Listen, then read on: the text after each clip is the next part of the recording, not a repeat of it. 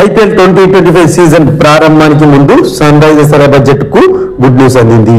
ఆ జట్టు star allrounder Telugu ఆటగాడైన నితీష్ కుమార్ రెడ్డి ఫిట్నెస్ సాధించాడు. నేషనల్ క్రికెట్ అకాడమీ బెంగళూరులో రిహాబిలిటేషన్ తీసుకుంటున్న నితీష్ కుమార్ రెడ్డి తాజాగా ఫిట్నెస్ టెస్ట్ అయితే క్లియర్ చేయడం జరిగింది.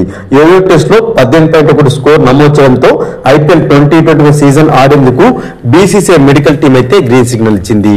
దాంతో నితీష్ కుమార్ రెడ్డి ఆదివారం సన్ రైజర్స్ హైదరాబాద్ జట్టు అయితే కలగబోతున్నాడు. ఈ విషయాన్ని త్వరలోనే అఫీషియల్ గా అనౌన్స్ చేసే అవకాశం కనిపిస్తుంది.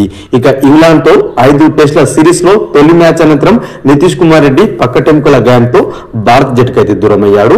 ఈ సిరీస్ రెండో టీ20 ముందు అతడు ప్రాక్టీస్ చేసిన అయితే గాయపడ్డాడు. అప్పటి నుంచి బెంగళూరులోని ఎన్సీఏలో రిహాబిలిటేషన్ తీసుకుంటున్నాడు. ప్రస్తుతం పూర్తిగా కోలుకొని ఐపీఎల్ 2025 సీజన్ ఆడేందుకు సిద్ధమైపోయాడు. గత సీజన్ లో నితీష్ కుమార్ రెడ్డి అద్భుతమైన ప్రదర్శన కనబరిచాడు.